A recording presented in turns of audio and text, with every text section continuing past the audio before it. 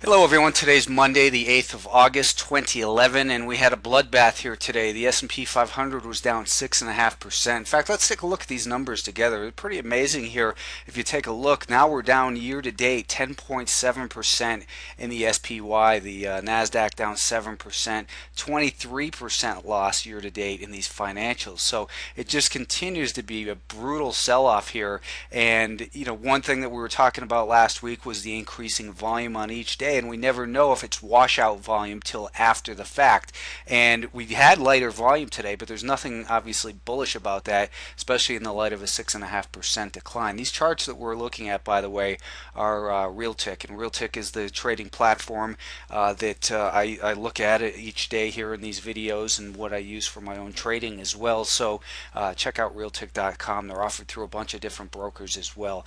The back to the market here, though, we just continue to go through levels of what people are calling support, and as I always like to say, we only know potential levels of support. The real support is only known after the fact. You can't look at it and say 113.20, that was the high hit here twice last year, and that resistance will be support. Those are potential levels. We've been talking about potential support all the way down, and the fact is, as long as we remain below that declining 5-day moving average, that any rally attempt is guilty till proven innocent. Even on the 1 minute chart, if you look at this 1 minute chart for today, we were only above that volume weighted average price for maybe the first 20 minutes of the day, another 5 minutes in here. This afternoon we had a rally that came right up precisely to the volume weighted average price, and that's where sellers were waiting once again, sold it off right down towards the lows. And after hours right now, if we take a look at this level 2, you can see we're trading down at 111.63, and that is, after closing regular session at 112.26. So trying to buy into this decline is just a very difficult game, and I hope you're not getting caught up in it. If you're trying to make money on the long side, I hope that you're catching maybe part of these little rallies and then getting out of it as the market starts pulling back again. But it's just really a very difficult way to make a living, and the only ones that do it consistently are liars. So back to this market, we took a look at the Fibonacci off of the lows from 2009, and it seemed amazing that we were at the 38.2% retracement level last week. Well, now we're down through the 61.8%. I guess we're going to look at Fibonacci. We have to look at the lows from 2009 here, and say this is more of the level that we should be looking at, and that's coming in at about 110.75. So really only a dollar lower here from where we are right now in the after hours.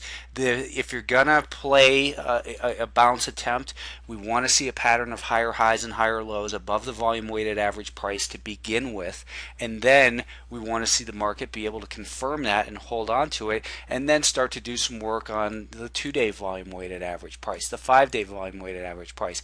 Maybe make a move up towards that 5-day moving average at some point. We've lost a huge amount of points here in percentage here in the last couple of weeks. If we take a look at, here's where we are after hours. If we were going to get, let's just say that this was going to be the low, this is what makes it enticing. Just a 38% retracement will get us from 111 up to 121, so or 120 and a half, so it would be 9 points. But we just continue to bleed it. It's a very difficult thing to do, which is to try to pick those lows.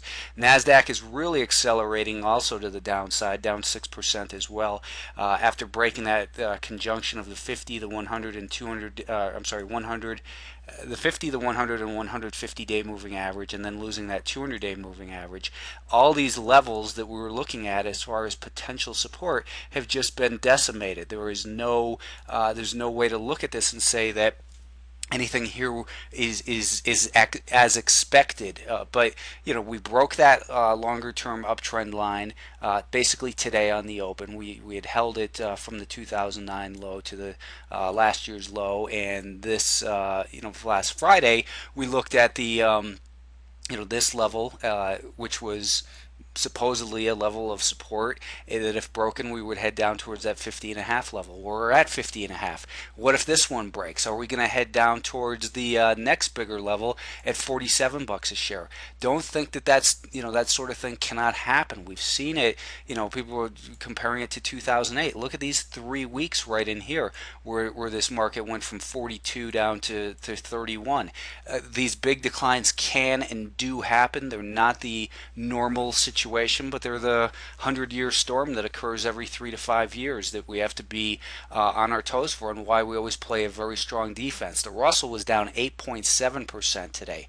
So really, this group, and back to the Nasdaq. I mean, we were talking 2 weeks ago about the potential from a failed move higher, and we're really getting concerned on this day right here. From that failed breakout to a 10-year high would come fast and vast move lower, and that's exactly what we've had. It wasn't predicted. It was just something that we have to be alert to the possibility of. The Russell 2000 obviously broke its bigger level of support in here at 77 bucks a share last week, and has dropped another 12 bucks from that level. Again, today, like I said, down 8.7%. Looking at that 30-minute time frame, lower highs and lower lows below declining 5-day moving average. The volume weighted average price, it was pretty steady down throughout the day. There wasn't really a big flush the way you would expect. 64.60, that's where we are after hours at this moment right now. Maybe we turn around tomorrow, but trying to guess for that type of thing obviously is just that. It's guesswork. If we take a look at the Fibonacci off the lows from 2009 to the recent highs, well, we've undercut the 38%, or we've gone further than 38%. Maybe this market goes down to 61. The point is, we're not trying to figure out where it's going to bottom necessarily. That is, looking for the precise turn number. But what we're looking for is evidence on a shorter term time frame that then becomes confirmed on a slightly larger time frame, and then slowly begins to turn around. When we get a rally, it should be a sharp one. It should be quick, and it's going to be very difficult to capture a large part of it. But if it's as big as it should be, that is, so let's say we get a 10% bounce, which would only get this market up to 71, which isn't that far away. I mean, it just get to today's. If we just get back today's loss, it will require at least a 10% rally from here. So, just to get back to where we are, or just under 10% rally, 9.5 maybe. But the point is, that could happen if we miss out the first 3% of the rally. There should still be a decent amount of upside available. The sell-off in the semiconductors has been really kind of most severe when it dropped that 32 level, or this is what kind of led us lower in my mind. I know a lot of people think it's the financials, but in my mind, it's the semiconductors. Financials have been weak for a while, but when we broke that 32 level, that's where it really sold off. We had the lower highs coming in, the declining 50-day moving average, and this market, like I said, slowed down the sell-off today. It was only down 3.7%. That only would be in quotes. But we still undercut what was supposed to be support here. This prior resistance broken, tends to act as support. Well, it's not holding as support. We had a slowdown in the sell-off, but we're still selling off. Maybe if we get back above $29.20, that there'll be some upside in here. But you can see the semiconductor action was much choppier today. So I don't know if this is a case of maybe don't sell short a dull market. In the case of the semiconductors, down 3.7% isn't really dull, but compared to the broader market and the financials, which were down 9.4% today, it was pretty tame compared to these other markets. That is the semiconductor sell-off. But the financials down 9.5% today, just obliterated here. They broke that support, had that little rally, and then the second break was really where it sold off from. If we look at the weekly chart in here, we've got to change the scaling just to take a look. But this is what was supposed to be a big level of support. Well, that's completely broken right now. If we just take a look at the horizontal line. Here's where we are. Are we going to head down towards this level, down towards the $11 level? It's only a buck away. It's only another 10% or so.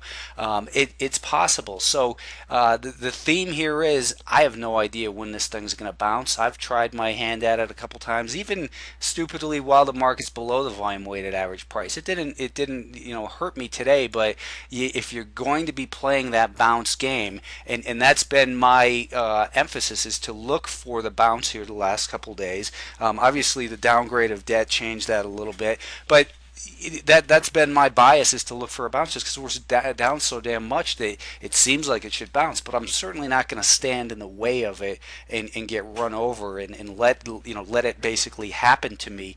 If I'm taking long positions, they're for very short term periods of time until the market gives us some kind of bias. So that'll do it. Thank you.